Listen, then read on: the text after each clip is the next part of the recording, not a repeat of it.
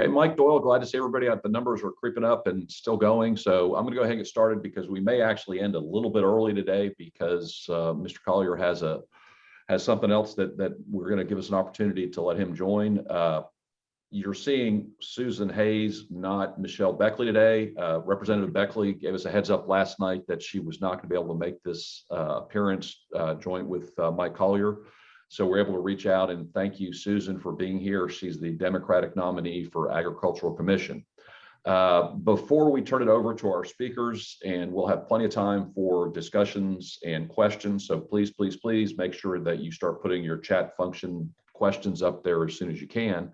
I want to give everybody kind of a triple heads up. June 23, we're solid gold booked for the Zaza annual event. We're hoping we'll get the several hundred folks that we got, if not more. We have a committee that's doing really solid work to make sure that we have speakers, topics, issues that will be of interest to every single member of the Harris County Democratic Lawyer Association and the wider Democratic community. So mark that on your calendar. We'll obviously be giving more information. Harry Reasoner was selected by the board from Brinson Elkins as this year's Clarence Darrow Award dinner. So it'll kick off the lunch at noon as well as the afternoon CLE and a reception. And I think you'll see that we have some folks that'll be worth your attention back in June. Susan, thank you for being here. I'm going to go ahead and ask you to go ahead and introduce Mike Collier and let him visit a little bit with our folks about what's going on from his perspective in the race. And then after that, let you address some of the issues now that you have a clear path to November as the Democratic nominee for Agriculture Commission. Thank you for subbing in, and thank you for being here, Susan. Well, I appreciate y'all calling and giving me this opportunity to visit with you again. I always enjoy talking to this group. And also thank y'all for your votes. I won the nomination with 83% of the vote, which kind of blew me away and was a really cool thing to happen. And I look forward to the rest of the campaign season working with all of you to get out the vote. And I also feel like this might be a good time for me to endorse Mike Collier for lieutenant governor. I feel really strongly that the way we win races is have candidates who are ready, willing, and able to show up and do the job. And, you know, I'm kind of a nerd for politics. I pay attention to results. And when we run good candidates like Mike against Republicans with issues like Dan Patrick, they do a couple points better than other candidates on the ticket. And Mike came that close last time. So I want to see him get in there again and knock that guy out. And maybe we can return Texas to a functioning democracy.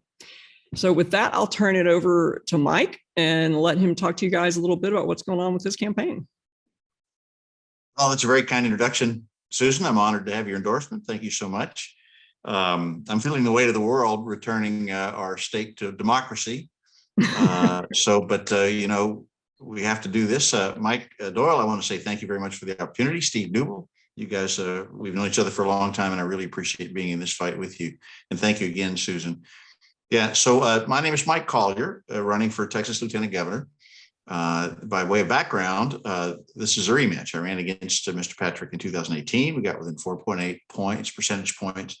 That was a good year for all of the Democrats with Beto at the top of the ticket. The reason for the rematch is when the dust settled and we went and looked county by county, we saw that I was the top vote getter in 2/3 of Texas counties, all of the rural / Republican counties. And the reason I think is very clear. It's because people don't like Dan Patrick, including many Republicans. And they had to look at me and they said, okay, I'll vote for this guy. Now, in order for us to win statewide, we have to do better in those counties. And I did. And that's the reason for the rematch. I also joined the chorus of folks urging Beto to run for governor, and delighted that he chose to. And there's a lot that he and I have talked about this many times. There's a lot that we learned in 18 we can put to good use in 22. And I'm absolutely ecstatic that Susan Hayes is running for Ag Commission, because that not only strengthens our ticket in a profound way. I say our ticket, I still have to earn the nomination, but you know what I mean. But well, also she has a wealth of experience dealing with the legislature. And so for someone like me, if I'm honored to be the nominee, and then ultimately if I'm honored to be lieutenant governor, she and I will be in lockstep. I think she'll be perhaps one of the most valuable people in my world, because it'll be quite a challenge to be a Democrat lieutenant governor in a Senate that's surrounded by Republicans, or with a lot of Republicans in it. Before I talk a little bit about the dynamics of the race and then policy, just a little bit more background. Before running for Lieutenant Governor in 2018, I was a partner for many years at PricewaterhouseCoopers here in Houston. So I'm coming out of the business world to do this. I came up through the audit ranks, ultimately launched and led our merger and acquisition due diligence practice, which you all may very well be familiar with in Houston, primarily with energy clients. So when it comes to having skill and experience in the private sector that you make available to the public good, accounting and budgeting is a strong suit, and energy is a strong suit. And lo and behold, there's an awful lot of the problems in our state that we need to solve where that skill is highly relevant. And that's one of the reasons why I'm very motivated to get into this. The dynamic of the race, I'm in a runoff, and I did come in first in the primary with a comfortable lead. It would appear from polling that I saw yesterday that the lead is expanding. So that's very good, and we're working very hard. My philosophy is candidate ought to go talk to people, not only to express my point of view, but also to listen very carefully, as I've been doing for a long time, and have built quite an infrastructure around the state. I'll mention also between the last election cycle in 2018 and the present, I stayed busy and kept my network and infrastructure together, helping other candidates. For example, I was Joe Biden's senior advisor for his campaign in Texas, and that allowed me to work very, very hard, not only to get rid of Trump, which is what needed to happen, but also to continue to build the infrastructure around the state to run an effective campaign for lieutenant governor. So what happens when we have a Democrat lieutenant governor in the state of Texas? I'll share with you the high points of my policy priorities, and I won't go into the weeds until question and answer session takes me there. But it starts with public education. I'm very pro public education. You've probably read that 66% of our teachers want out and are thinking about leaving. Public schools is essential. And the reason for that is we got 5.5 million students and 90% of them are in public schools. If we don't get that right, we're not going to get anything right. And I view public education as not only good from an economic standpoint, I think it's a moral imperative that we're not rising to. And I'm also concerned, as you are, about the status of our democracy. And I think declining critical thinking skills is a big part of that. So if we don't get education right, we're not going to get anything right. And I'm very passionate about that. And I think we need to put more money into public education because the class sizes are too large. We don't have enough specialists, special ed teachers, which creates enormous difficulties in the classroom. The teachers are not adequately compensated and their retirement is not secure. So that's the sorts of things that we have to do. So where's the money going to come from? Step two, point number two, it cannot come from homeowners and small businesses whose property taxes are already very high and very unfair. We have several flaws in our revenue systems in the state, and there has been a deliberate shift of the tax burden from corporate interests onto the backs of homeowners and small businesses. And so if we were to go to homeowners and say, we need to raise more money, the answer would be no. So the other thing we have to do is make the tax system fair. Several very large loopholes benefiting the owners of the largest corporations in the state. And so that's where we have to go. And these are policy decisions that had been made over a period of decades by Republicans. I'm not talking about killing jobs. They'll say, well, Mike, you're going to kill jobs if you make these guys pay their fair share. Not so. I know that world. That is my world.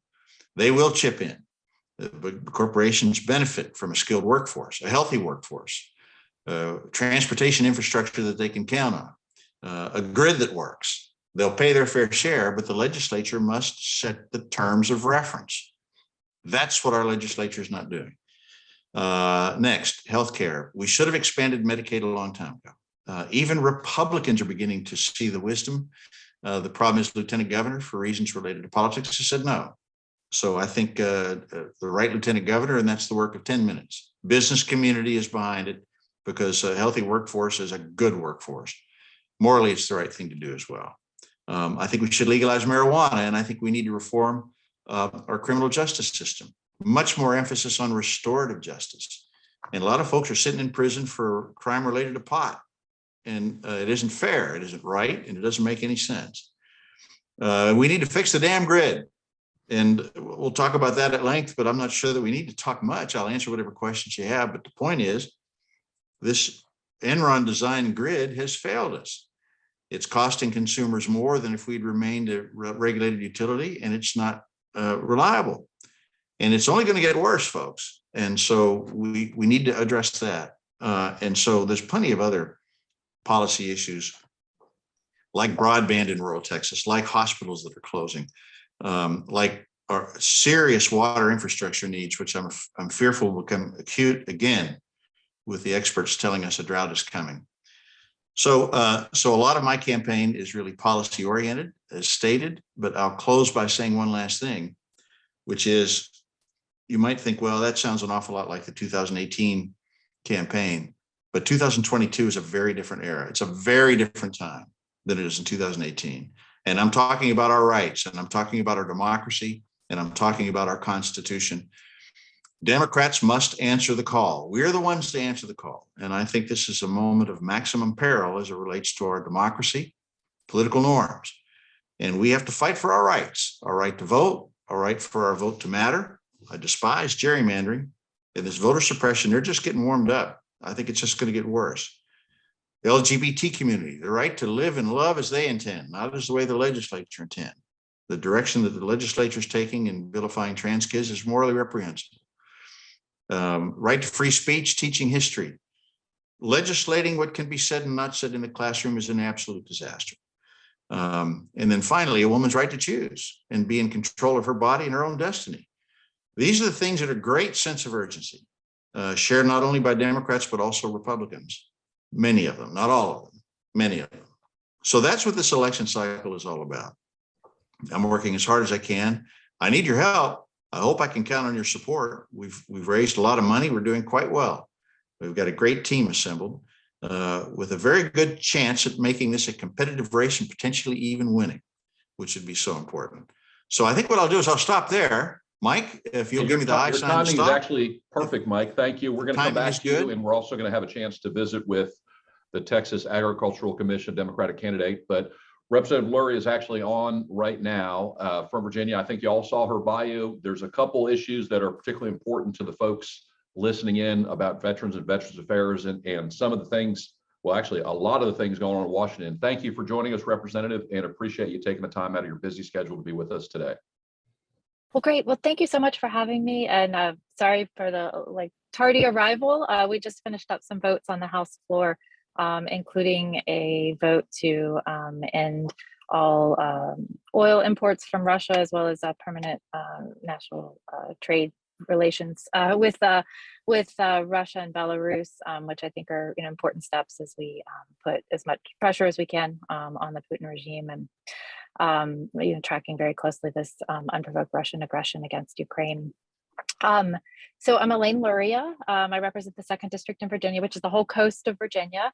From Maryland and North Carolina. I'm in a district that has been Republican. I flipped it in 2018, was able to hold on in 2020 after quite a few of our colleagues were not able to come back.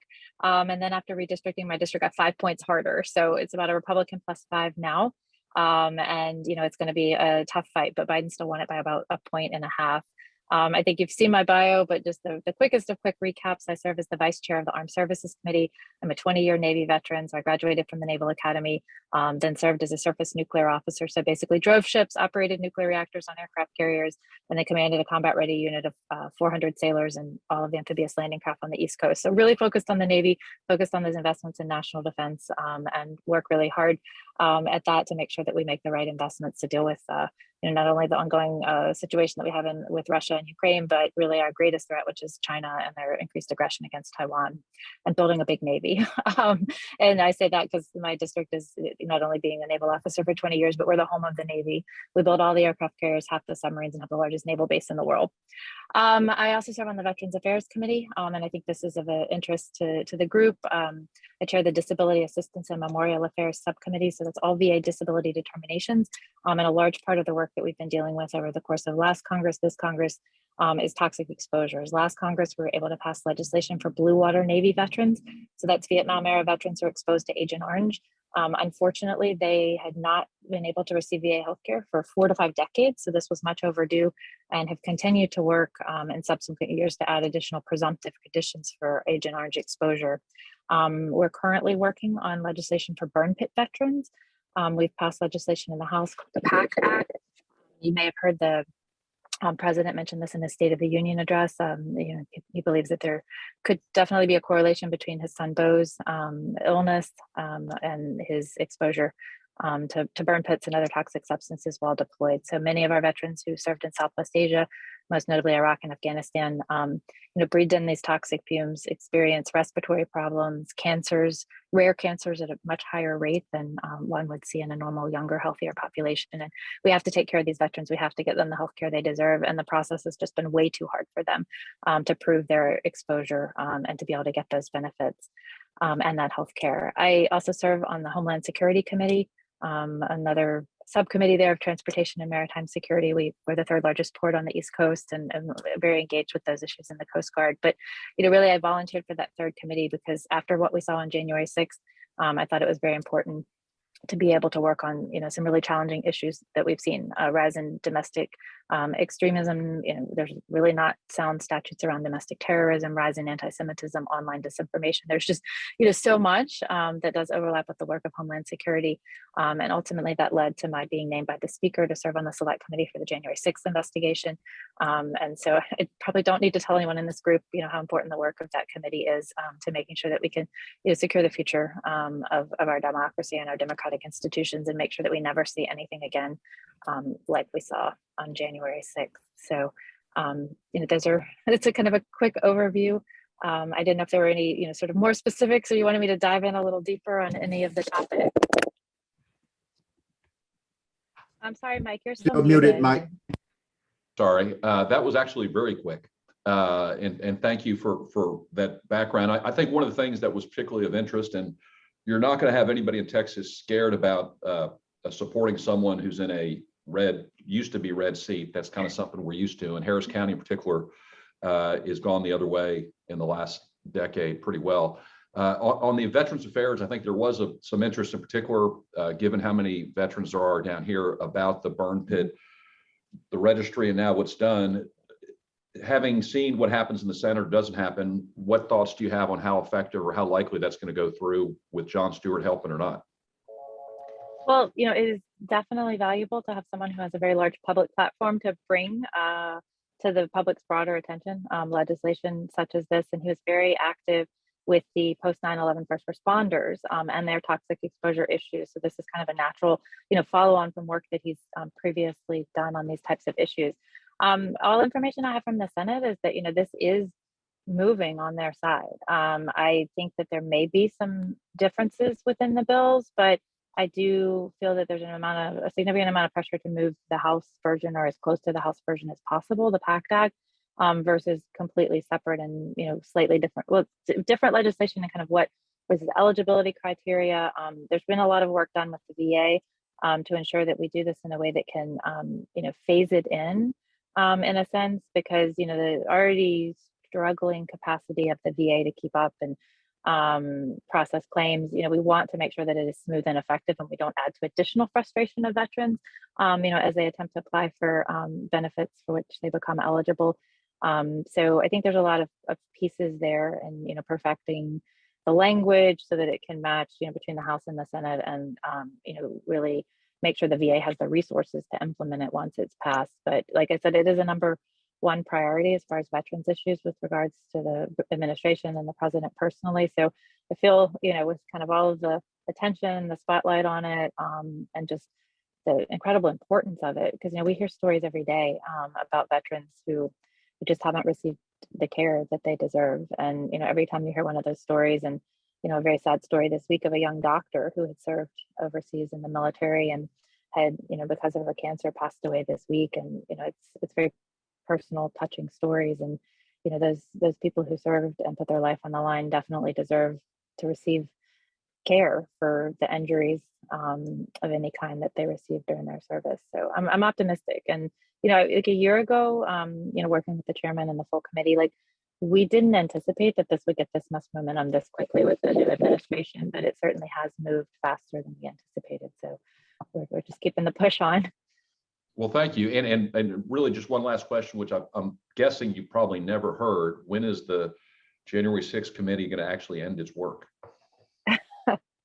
Well, so the question I do get the most frequently is like, when are the hearings going to happen? So we really are shooting for the very end of May or June or the beginning of June to start the public hearings. And, you know, I think that this is a huge undertaking as far as the number of witnesses. We've now interviewed over 800 people. We have like 85 or 90,000 responsive documents, as well as, you know, a lot of other information through the tip line information that people have provided to the committee. So yeah, that's a huge amount of information to sort through and paint a comprehensive picture. And to be honest, a lot of times when we talk to a witness, they lead to another witness or other people that have information for the committee. So there are some key witnesses that we are still, you know, working on speaking to or are scheduled very soon. And I think we feel like the committee will be ready to, you know, start presenting the work to the public, like I said, in that time frame. We know that there is a time crunch on this. You know, McCarthy has already said if he gets the gavel back, the committee goes away.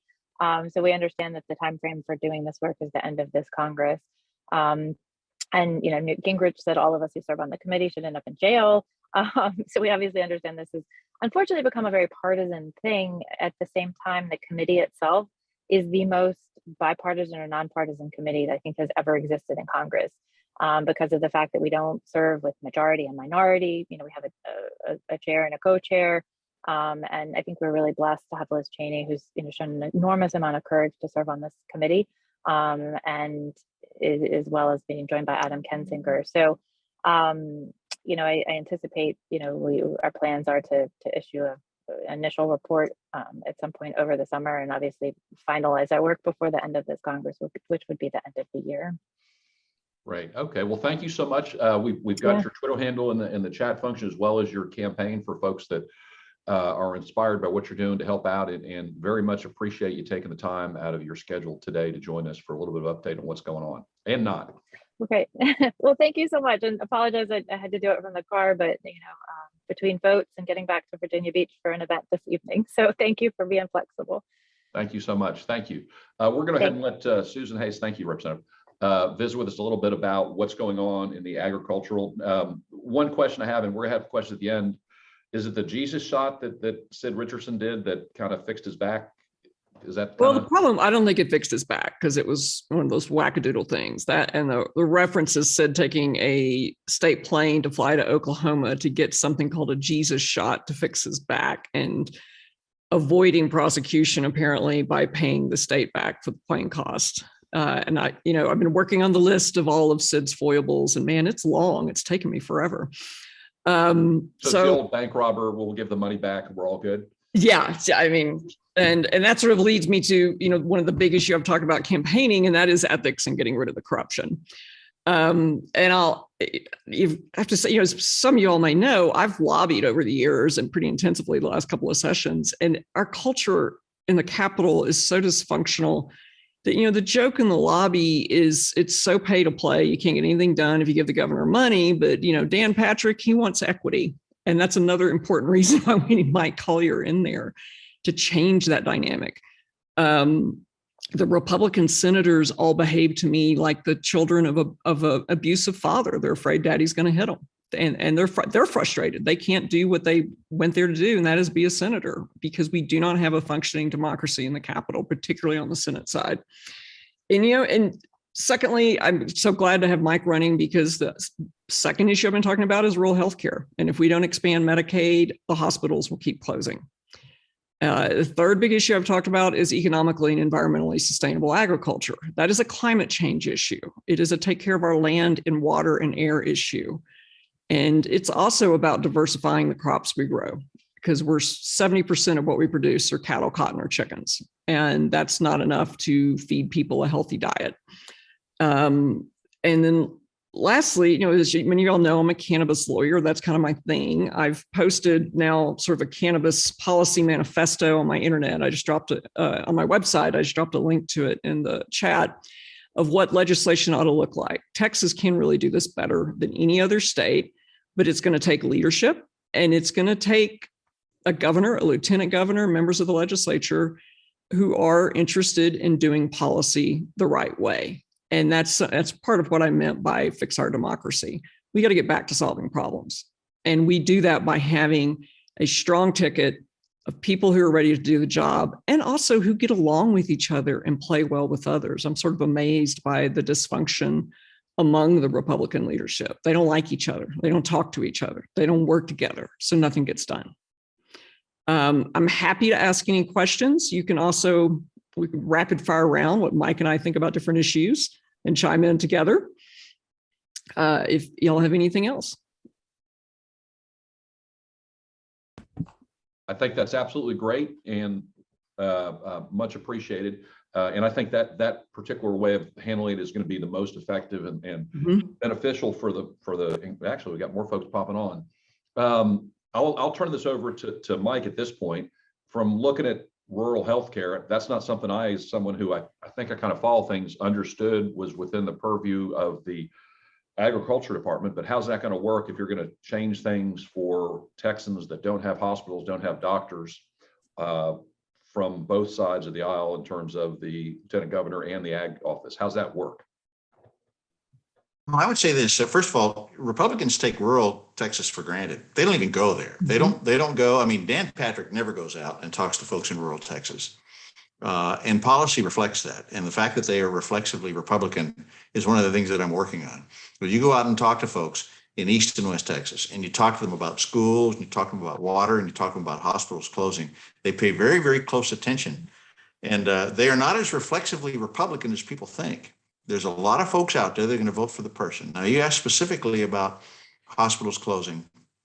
And I'm also reading there's a real issue with ambulance service in parts of Texas. Well, there's a couple of things that are happening.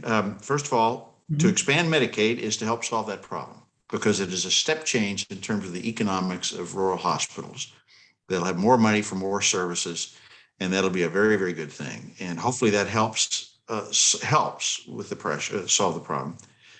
Probably not enough. I also think that we have to have a really hard look at Medicaid reimbursement rates. I'm hearing that those are set by the state, and I'm hearing that they're set very low. Again, that influences the economics of the hospitals in rural Texas. There's also a question of economic vitality in rural Texas. You know, if you think of the number one employer in most of these communities is the school district, and the school districts are really hurting because the state is not investing properly. When we're investing properly in schools, we're also changing to some extent the economics of these small towns. That also will help with healthcare and hospitals. If we were to expand broadband and make broadband available everywhere in the state, that's good for telemedicine. That's also good for the economies of these small towns. You know, if you open a small business in rural Texas and you have unreliable broadband, you're in trouble. And we know that the farmers and the ranchers would benefit from this. We know small businesses more likely to thrive. And then if you think about the changing nature of our workspace, which we saw during COVID, you don't necessarily have to congregate into a downtown skyscraper. There's a hell of a lot that you can do from your home or your farm or your ranch, contributing to the high-tech industry and all sorts of things. So you could have people choosing to live in rural Texas with big incomes. All of these pieces fit together. And of course, also, let's talk about energy and the fact that we are and continue to expand our wind and solar. And then that's going to lead to, hopefully, investments in battery and smart grid. That also changes the economics of rural Texas. So all of these things fit together to make it much more likely that these hospitals stay open, to make it much more likely that rural Texans thrive, we less likely to see job deserts, and all of those pieces fit together. So I can envision, with 2/3 of the state, in essence, are rural counties. I can envision Susan and I spending an awful lot of time together because all of these pieces fit very well together. That's one of the reasons why I'm so enthusiastic about her on this slate, because I see Susan as very, very high impact as it relates to getting people's attention and having this conversation, earning their trust, contrasting with Sid Miller, who couldn't be bothered with anything that requires, above a 65 IQ. And so all these pieces fit together. And I'll jump into that with Miller and healthcare. And Mike, a little background on it. rural economic development and the rural hospital program used to be standalone agencies. Pete Laney created them when he was speaker. And when the Republicans took over, because they hate government, they consolidate. So those very focused programs got dumped into agencies and forgotten about. So the Ag Department has all of $8.8 million per biennium to help support rural hospitals. And this year's last budget cycle, Miller wanted to cut that money in the middle of a pandemic. And when Lord willing and the creeks don't rise, when Mike and I get elected, the first thing we're going to have to do is dive into that budget process that's already going to be about a third of the way through. The agencies would have already asked for what money they want. We're going to have to review that, and Mike will get to appoint a finance committee, which will be a huge part of the ball game, and then start working on budgets that fix these problems and reallocating.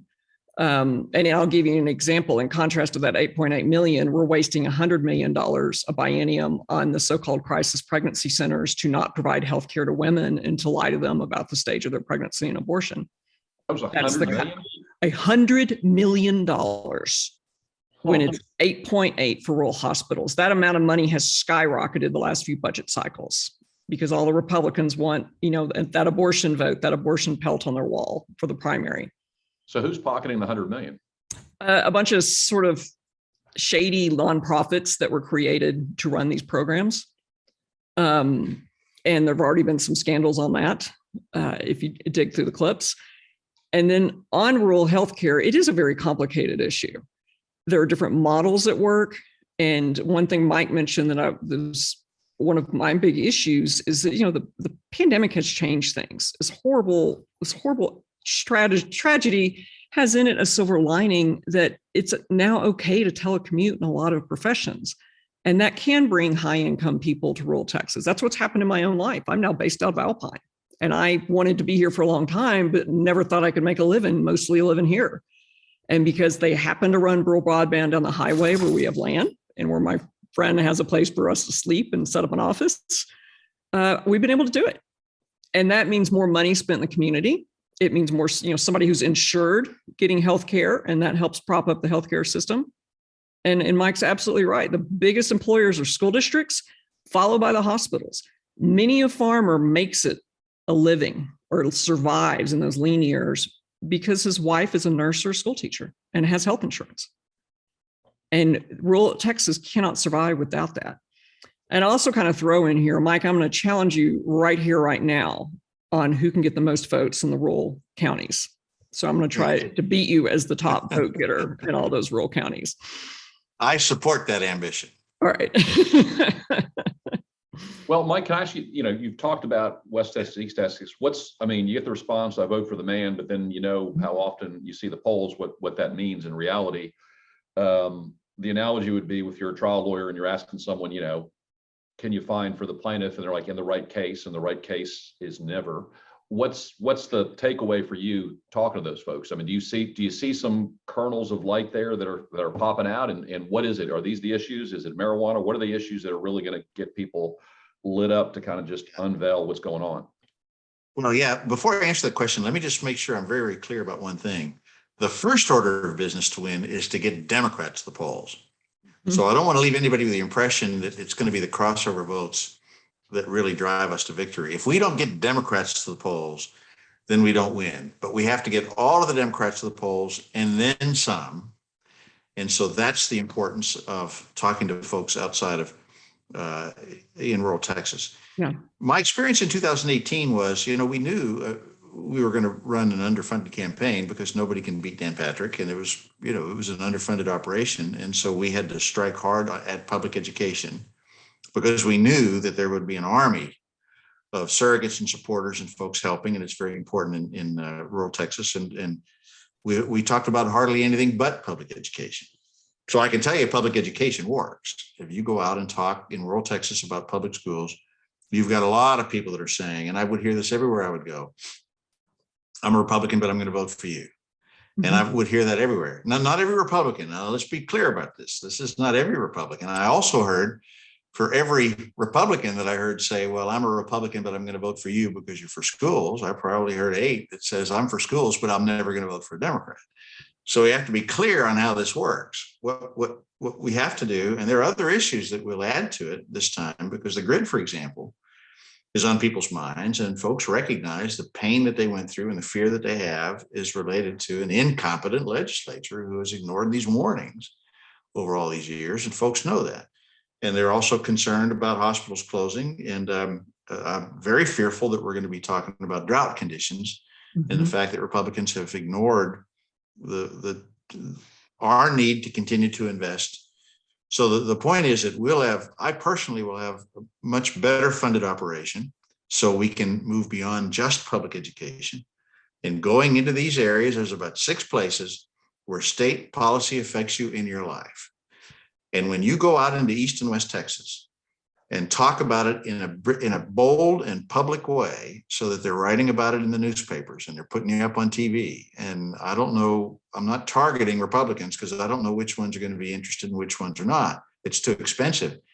But if you're on TV and if you're in the newspapers talking about issues that they care about, the folks that don't like Dan Patrick, the folks that don't like Sid Miller, they'll come find us because they want to vote against those guys. And they just need to know that they trust us, Susan and I and others on the ticket. So that's the way we approach it. And also, I'd like to say 2 other things, Mike. The issues that matter to folks in rural Texas are not different than the issues that matter in urban and suburban Texas. Sometimes there's a slight difference in emphasis. We spend more time thinking about criminal justice reform in the big cities than we do, for example, in Lubbock. But they're the same issues. And we end up in the same place with voters on those. And then the last thing I'd like to say is we could find ourselves talking an awful lot about a woman's right to choose, depending on what the Supreme Court does. I'm not an attorney. I don't want to make a prediction. But I can tell you that there are plenty of pro-choice Republicans who have not said anything because that choice had not been taken from them, chipped away at the margin, frustrated them, insulted them, but not taken away. Now it's been taken away. And I went to the Women's March in Austin and ran into countless Republican women with their husbands standing right next to them, saying this has gone too far. And if we do find ourselves in a situation where a lot of what's being discussed is a woman's right to choose, depending on what the Supreme Court says, I think that that's actually going to produce a fair number of crossover votes for for Democrats, Republicans coming to vote for us, including in rural Texas. Well, and I think that's a good point. And we have a good chunk of time, but I don't want to, because we've already had 3 chats about it, and I think we predicted this for Susan. Go ahead with cannabis. Right. Okay, I'll answer some of the questions are there. I used to say cannabis is the only bipartisan issue in the state that we have left, but I'll add rural broadband to that, and increasingly public schools, as Mike has said. Both medical and legalization of cannabis polls pretty neck and neck, part with Republicans about 5 points behind Democrats. And a couple of years ago, I had a client, in 2018, a client pay for a poll. The weakest support for expanding our medical program were among religious conservatives, and 58% of them 4 years ago, which is, a lifetime in cannabis years, thought it should be expanded. So there's very broad support for it. The joke in the cannabis industry is the support for legalizing is mile wide and an inch deep. So will it motivate voters to get out and vote? I do, just anecdotally, sense that as I'm talking to Republicans who are cannabis supporters, because as the states around us legalize, our laws feel more and more absurd. I had a donor joke with me from the DFW area that her PTA group has become a cartel bringing edibles back from Colorado because so many nice suburban moms are using them, and they know those are felonies technically. If our urban DAs wanted to prosecute that suburban mom for a felony, they could, because it's considered a concentrate, and any weight of it is a felony in Texas. That's nuts, and the people feel that. So you think the DPS would be better off targeting Suburbans with Dallas plates than right, exactly, West Texas, than brown folks crossing the state borders, right out by Amarillo. And and another great irony of this, back to how the Republicans can't govern, we're spending billions on the border for law enforcement to be bored, and we will not give our crime labs the $10 million it would take for them to be able to test an edible or to be able to test, and this is what really scares me, some mystery substance in a black market vape pen that could have fentanyl in it or an adulterant that could kill a kid. They are not addressing that issue and not addressing it in the right way. And although, Dan Patrick just released his interim charges for this summer, and they are filled with how long has Harris County been beating its wife questions that he once looked into. And he did have on there looking at, what are schools doing about these vape pens for the education committee? And I'm like, the schools don't have the tools to deal with it. We are failing at criminal justice. I've started hashtagging fund criminal justice. This isn't defund the police. The Democrats want to do the job right and go after the real dangers to public health and safety. And I kind of went off a little tangentially there, but I do see all those issues connected. And Mike, I see a question about the Second Amendment. You want me to knock that one out? I don't know. There is a Second Amendment issues, but I don't know at this point. Well, I'll turn it over to. Let me. Yeah. I'll just say one of y'all. People were really afraid of Beto running because of his comment about AR-15s. And in part, one of my tactics as a candidate is I try to get on as much conservative talk radio as I can. I've done the Mark Davis show. I did the Chad Hasty show. And if y'all haven't heard of that, it's a show that's in middle markets like Lubbock, Abilene, Wichita Falls, and it's really become the go-to place for Republican candidates, which is why I wanted to do the show. I'll be impressed when you're on InfoWars. Yeah. I'm not sure I'll go that far. And I got the gun question, and my answer to it is that, look, no one is ever going to take your guns away. And if you want to have an AR-15, fine, but bring me the right ear of 20 feral hogs a year. Be useful with it. They're not toys. They're not fashion accessories. They're dangerous tools that need to be treated with responsibility. And I really think that that message resonates particularly with older West Texans, because I grew up in West Texas in a house. I had their guns up to my eyeballs when I was a kid. My father collected, both my brothers collect. Both my brothers were on the A&M rifle team and shot competitively, although my mother's a better shot than both of them. And, I was raised to be responsible around guns, and that culture is gone in modern gun culture. And that's, to me, what's truly systematically dangerous. And we as Democrats can own that brand, talk about how we respond to guns, and quit letting the media act like Democrats don't own guns too. So I told Mike we'd end a little bit early because we got started. So about 7 more minutes total we've got. Mike, do you want to jump on the guns, or you want to jump on the marijuana, or just leave them all alone? Well, I'll mention Second Amendment. I'm happy to have that conversation. We campaigned hard on it in 2018. It was very effective. There was not a stampede from the right. I spent a lot of time talking to Moms Demand Action. It's an organization. If you aren't familiar with it, I would urge you to have a look at them. I think they have done a wonderful job of thinking deeply about what's sensible policy for the state. I think they represent a majority point of view. I take my cues from them because they've done the work, and what they advocate is a background check system that works. They advocate red flag laws, which I think makes perfectly good sense. Enforce the laws that are already on the books. For example, if you are guilty of domestic violence, you can't have a gun. These laws are already on the books, but they aren't enforced. And license to carry was a good policy. Canceling license to carry, very bad policy. Law enforcement was very, very much against it.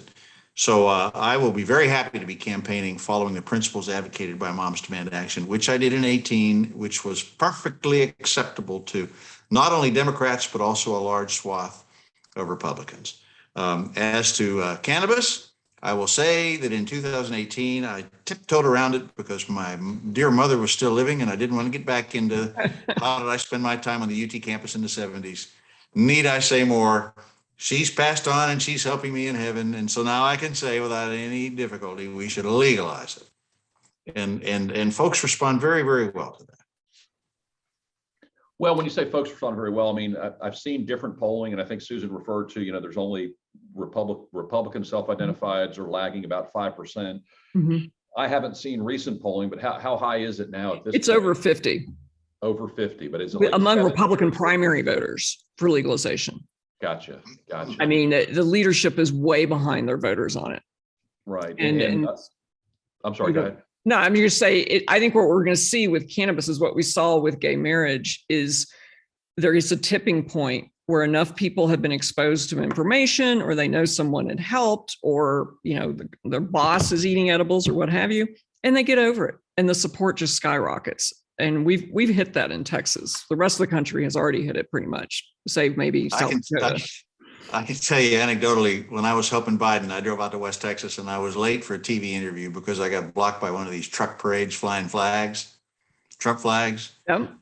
And I couldn't help think to myself, if they'd have just gotten high, they'd be at home listening to the record. They'd be home listening to Pink Floyd instead of doing this. Mm-hmm. Well, there is, I was going to actually, Mike, and Susan alluded to this. I mean, I think the number is over $1 billion a year of DPS and National Guard kind of being stuck at the border. And I've seen what they're doing, which is just kind of hanging out a lot of them. That's an enormous financial suck for law enforcement and our military department dollars. Any particular reason why you think that hasn't? I mean, it's obviously the more money they throw there, it seems like it's been done because they think it helps. But do you think there's any potential there for kind of highlighting what's going on and what's really not going on down there? Absolutely. And I think, truth be told, certainly a lot of National Guard leadership and rank and file are frustrated. And it's the same with DPS. I've had some private conversations with DPS leadership, and they can't be cops in Dallas and Houston and Austin because the governor's got them all down on the border or standing around our Capitol with long rifles. So that it looks like, we're in a banana republic. And I'll just say anecdotally, just last night, my husband and I were driving back from dinner, meeting friends at the Gage at Marathon, and there were 15 commercial trucks on the side of the road dealing with a wildfire and apparent damage to the railroad track, and no law enforcement directing traffic. At night, at dusk, it was dangerous. And we were both so frustrated because, we came up on it a little too fast because of the lack of adequate police support. And another driver nearly hit one of the workers trying to wave you off to slow down. There should have been law enforcement there. They can't do their basic jobs, even dealing with a wildfire, because they're all standing around by the river or at nice hotels 80 miles from the river, twiddling their thumbs. It's absurd. You say that. I was actually just thinking aloud the last time I was down in Harlingen. I couldn't get a room at the DoubleTree because it was all booked up with DPS. Yeah, exactly. Go figure. Mike, what do you think about that? Because that's probably, that's kind of maybe because I started thinking about that, but you tell me, do you think there's much traction there? Because obviously the border and the valley is not what everybody kind of thought before 2020 in terms of its voting proclivities, and who knows what's going to shake out down there. But is that something you think that people there see as a problem, other Texans see as a problem, not just a campaign issue for Republicans to protect our border?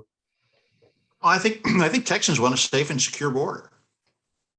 And it's incumbent upon us to deliver on that. And they are. I intend to be, when I get out of this primary and it's time to start throwing hard punches, I intend to show people that we have every right to be very, very critical of their incompetence more than anything else. Those guys don't know how to lead anything. They were not successful in business. All they know is politics, headlines, spin, and nonsense. And I've been down to the border many times. I'll go back many times again. If you sit down and ask law enforcement, elected officials, community leaders, and ask them, what is the plan? Nobody knows. Mm-hmm. It's pure incompetence. They're throwing money at it as if the headline, another 500 million to the border, is actually going to solve the problem. It isn't solving the problem. You would fire, if this were a business, you'd fire those executives in a heartbeat. We need to know what's the plan, what's the problem, what's the plan, how do you measure results, be transparent, be accountable. You realize that they had an embargo on what they were doing, where the press couldn't find out. They weren't allowed to talk about it.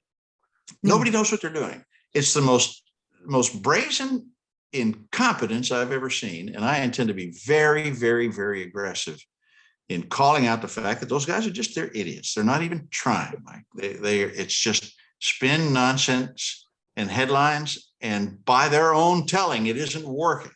And when they stand up and say, well, the border's a mess, I'm going to remind everybody that Dan Patrick's been talking about how he will solve the border problem. He's been talking about that now going on 8 years, and he hasn't. Yeah, and they're making a worse mess.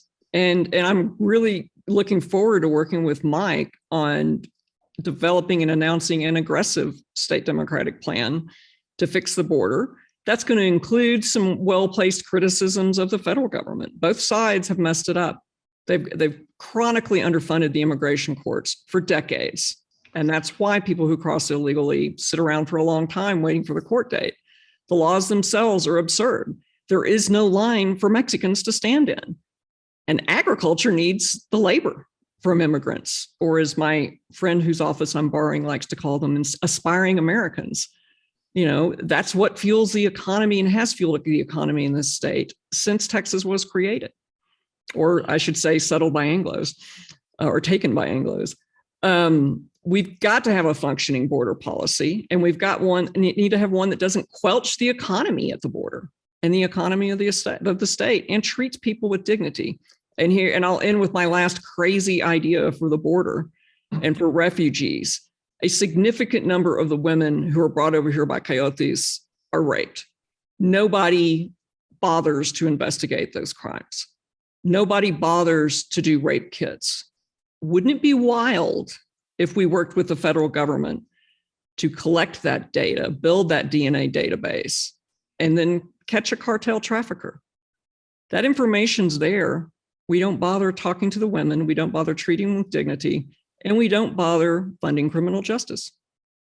Man, thank you, Susan. Mike, I'm going to let you wrap, but I do want you to address one thing before you kind of close out, and that is there's actually 2 elections in May, and one of them obviously is pretty important for folks who have a runoff. So if you kind of make sure that's flagged, and I know that's something that you're aware of, and probably most, but not all of the folks are. And then finally, I'm going to extend an invite. Y'all are both more than welcome to join us at the Zaza June 23rd here in Houston in the afternoon. And it's a great opportunity to meet a lot of Democrats that hopefully at that point we'll have a clear road to November. But thank you all both for being here. Thank you, Mike. I'll let you wrap up. Yeah, well, thank you so much, Mike. The election, the key dates, there's an election on May 7th, constitutional amendments related to property taxes. If you vote yes, then there'll be less pressure on homeowner property taxes. I support that. However, it does not solve the problem.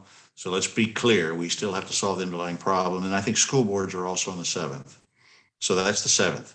Then as to the runoff, and I'm in a runoff. So early voting starts on Monday the 16th, runs through the 20th, and then runoff election day is May 24th. And that's in Mike's world, the most important date is May 24th. And so with that, I have to bounce to this other meeting, Mike, that I've kept people waiting, but I'm just delighted to have had a chance to visit with you all. And thank you very much for your questions. Thank you. We'll hopefully see you in June. We'll see everybody else next month. We anticipate a forum with both AG candidates to visit. And obviously that's a real importance to our folks. We'll see you next month. Thank you for joining us today. Thank you. Thank you.